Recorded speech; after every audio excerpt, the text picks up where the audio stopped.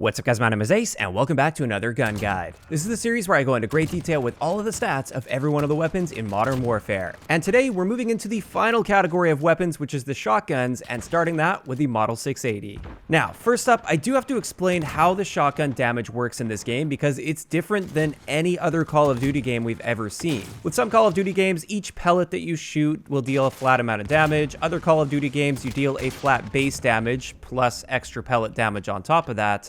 In this game, it's kind of like a hybrid.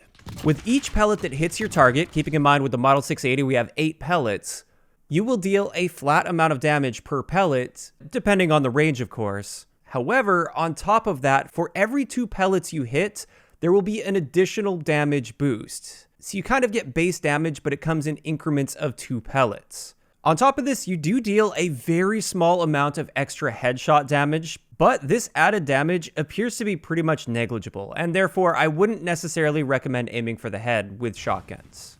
Now, I don't want to overcomplicate things too much with the damage profile because you'll probably just zone out with all the math. Instead, I feel it's more important to show you guys sort of the max and the mins, as well as the different ranges, like your one-shot kill potential.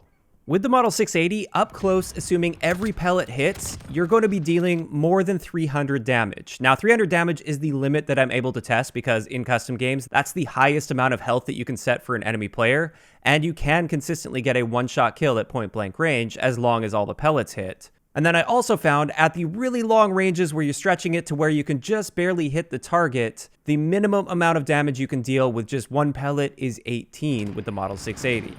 I should also mention in Warzone, this did catch a nerf, so it does deal significantly less than 300 damage at point-blank range, and you are no longer able to get a one-shot kill against a fully armored enemy with this. Now, moving on to rate of fire, this is very slow at 80 rounds per minute, and this means if you don't get that one-shot kill and you need to get that second shot on target, the minimum time to kill for a 2-shot kill with this gun is 751 milliseconds, which is extremely slow. You really want to be trying to get that one-shot kill with this shotgun. And this is where I want to hop into the ranges. As you can see here, our base one-shot kill range is very respectable at about 12.5 to 13 meters. This of course assumes that you're hitting as many pellets as possible here. You will need to aim down sight to get that tighter spread, and it's not very forgiving as well. Up close, you only have to hit a few pellets, but when you start getting to that 10+ meter range, you really have to be on point with your shot. On top of this, our maximum hit potential is about 26 meters without any attachments. Beyond that 26 meters, you literally can't deal damage with this gun. As for the muzzle attachments that impact our damage range, the monolithic suppressor actually helps a little bit. It helps by about 5% to our one-shot kill potential, which isn't really all that much. Then we have the choke, which will extend our one-shot kill range out to 15 meters. And then finally, we have the Forge Tac Marauder, and this will extend your one-shot kill potential all the way out to 18 meters, which is amazing for a shotgun. It's also worth noting that these attachments also extend your maximum hit potential range. Now, the next thing I want to cover is hipfire. This is very important with shotguns, and as you can see here, the Model 680 and the 725 are tied in this area, and they're the best in the shotgun category. So this means you can often get away with just hip-firing your targets as long as you're not really trying to stretch that one-shot kill potential. It's very important to note though that with the shotguns in this game, when you aim down sight, for some magical reason, your pellet spread will tighten up. And with the Model 680, it appears that your overall spread will tighten up by about 50%, assuming you're not using any attachments, which is a significant improvement, and this means as soon as you're trying to stretch that range a little bit, you really have to be aiming down sight to maximize the number of pellets that you get on target. There are also a ton of attachments that impact our aim down sight spread, and we will be looking at those a little bit later in the video. But before we do that, we have a few more base stats to cover. First up, our aim down sight time. This is 350 milliseconds, which is fairly slow. However, it is worth noting that as you aim down sight, your pellet spread will tighten up while you're in the process of aiming down sight. So even if you just aim down sight halfway, you're still going to get an improvement to your pellet spread. But this leads us to our sprint out time, and our standard sprint out time is actually the same as an assault rifle at 284 milliseconds, whereas our tactical sprint out time is very slow at 400 milliseconds. As for our capacity, we get 8 rounds in the tube with 24 in reserve, and our reload time is very unique with this because you load each shell individually, and therefore if you want, you can just pop a shell in really quick, or you might have to reload all of them. But the math on this one is our standard reload time for the first shell is going to be 800 milliseconds, and then every shell after that will be an additional 780 milliseconds. So it takes just slightly longer to get that first shell in, and then every shell after that is a little bit faster. Next up though, I wanted to have a look at sleight of hand, and this will improve your reload time by a decent amount. Our first shell in this situation will be 650 milliseconds, whereas every shell after that will be 550 milliseconds. This is quite noticeably faster than without sleight of hand. But finally, for base stats, this just leaves us with our mobility, and our overall movement speed is 93.5%, which is not very fast by any means. It's actually right around where a lot of the assault rifles are. And our overall aim down sight movement speed is also not really great at 54.5%. And that covers it for the important base stats of this shotgun. However, there are a ton of attachments that we need to look at because for many of them, they're going to have a direct impact on your ability to get a one-hit kill at range. Let's kick it off with the barrels. Our first barrel that we have access to is the 18-inch Liberator Barrel, and with this one, this improves our one-shot kill potential by a little bit. It's not a massive increase, but our new one-shot kill potential is about 13.5 meters with this. And on top of that, it tightens up our aim down sight spread a bit. If we look at it side by side right here, you can see that it's slightly more consistent or slightly smaller spread than without this barrel, but it's not a massive change by any means. As for the downsides, we only have one, and this is a slight loss to our aim down sight speed. Our new aim down sight time with this barrel is 384 milliseconds, which is 2 frames slower at 60 FPS. As for the next barrel, this is the XRK 14-inch swap barrel, and with this one, our aim down sight speed is improved. Our new aim down sight time is just 300 milliseconds, which is a nice improvement. Also, our overall movement speed is improved by 2%, so that's really nice as well. And it also lists one of the pros being a wider pellet spread, which I have no idea why this is listed as a pro. This is definitely a con. If we have a look at it side by side right here, you can see that your pellet spread gets out of control when you use this barrel. And to top that off, our one-shot kill potential is decreased down to 10 meters, and it's not even consistent at this point because our pellet spread is so wildly out of control. To top all of this off, we now only have a 5-round capacity in the tube, and that's just another downside. So looking at this barrel, I see absolutely no reason to be using this barrel at all. But this just leaves us with the last barrel, which is the 30-inch Sport Barrel, and with this one, we get a really nice increase to our one-shot kill potential. Our new one-shot kill range is 15 meters with this, and on top of that, our pellet spread is tightened up really nicely while aiming down sight. As you can see there, it's really consistent with this barrel. One more benefit you get with this barrel is an increase to your tube capacity, which is now 10 rounds, which is really nice. However, some of the downsides, our aim down sight speed is reduced by quite a bit. Our new aim down sight time is 417 milliseconds, which is very slow. And on top of that, our overall movement speed is reduced by about 3.5%, which is a pretty noticeable reduction to your overall movement speed. So definitely some huge benefits to using this barrel, but it does come with some pretty big downsides as well.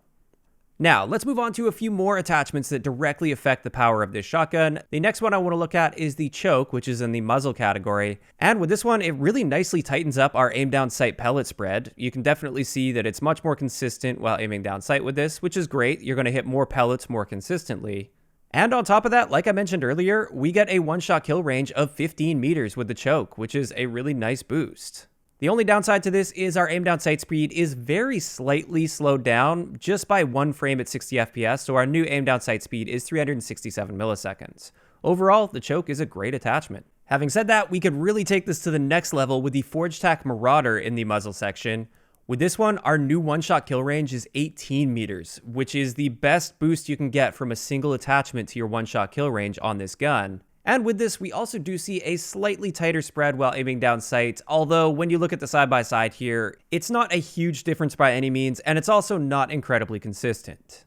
As for our downsides, our aim down sight speed is slowed down by a decent amount, just like with the 30-inch barrel, down to 417 milliseconds. And another con that we have with this is our aim walking steadiness is reduced, but unless you're using slugs, this isn't really all that relevant. And with that, let's move into the laser attachments, because these are also very important for the shotguns in this game, and they behave completely different from the lasers on other guns. So with the 1 milliwatt laser, this improves our sprint out times. So our standard sprint out time is sped up a little bit. It's now 250 milliseconds, which is 2 frames faster at 60 FPS.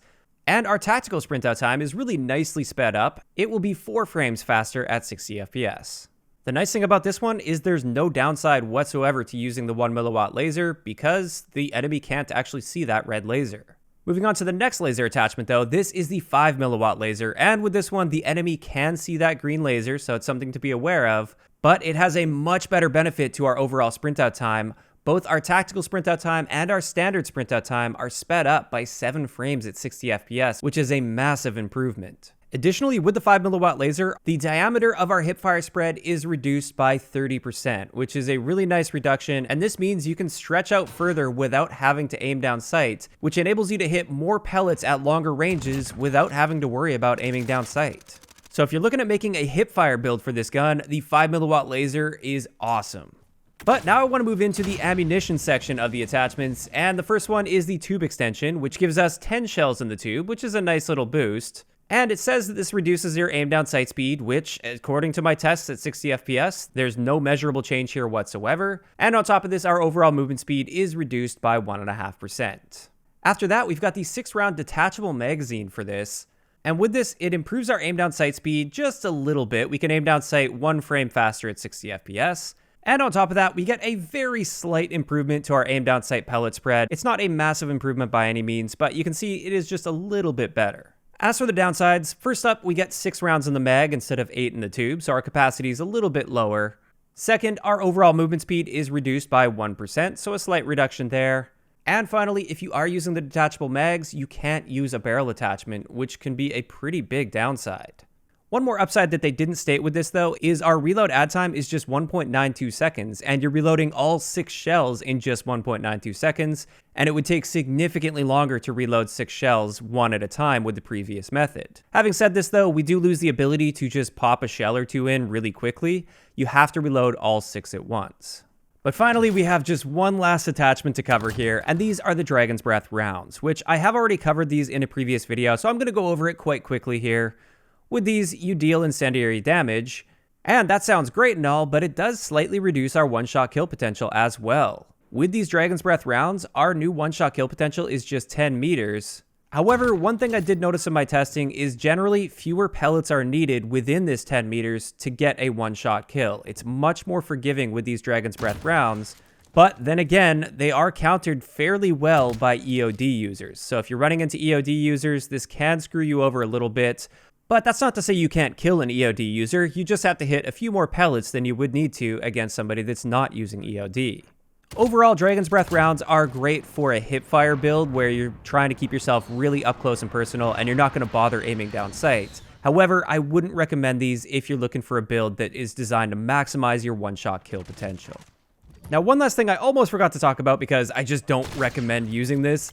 These are the slugs. With the slugs on the Model 680, our one-shot kill potential without any other attachments is 16 meters, which is a big improvement, but it's very unforgiving as well. If you don't hit that slug, you don't deal any damage whatsoever, whereas without the slug, even if you don't hit all the pellets, you're going to be dealing a bunch of damage and you'll be able to clean that enemy up. On top of that, hip firing the slug up close, it's really hit or miss, and therefore you've got some pretty big downsides. And even when you stack the slug with the best range attachments, so the 30-inch Sport Barrel as well as the Forged Tack Marauder, you still get a comparable one-hit kill potential as if you weren't using the slugs. So as a result, I just don't feel like the upsides to using the slugs are worth the downside at this point in the game, and therefore that's all I really wanted to mention about those slugs. But with that, I did want to move into some of my favorite attachment combinations with the Model 680 shotgun.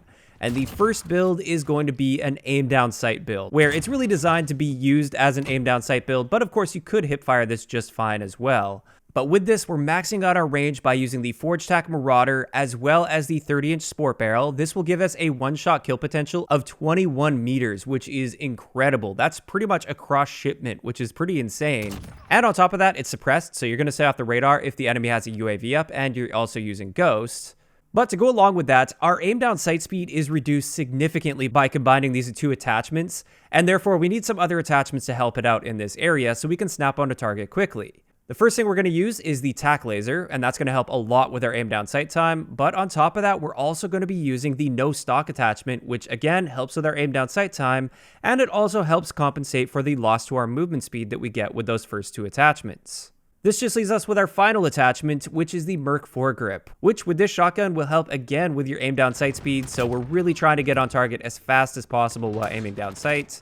And with this build, you can basically run around quickscoping people, and if you end up in a way too close of a situation, you can just hip fire them. And therefore, this is an excellent shotgun for those people that like to be a bit more precise with their shotguns and really stretch that one-shot kill potential.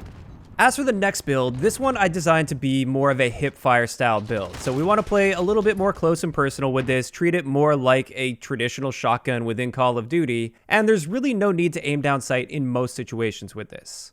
Now, once again, we are going to be using the Forge Tack Marauder on this, and that's just simply because this gives us such a nice boost to our damage range, and it's one of those attachments that's kind of just a no-brainer. Additionally, we are going to be using the 5 milliwatt laser because, like I said, this is a hip-fire build, and therefore we want a nice tight hip-fire spread, and this also helps with our sprint out time, which is going to be a huge benefit. After that, we're using the no stock attachment, again, just like with the previous build, and the reason for this is mainly just for movement speed. It's really nice with this particular build to be running around the map as fast as possible, and therefore this is going to help us in that area.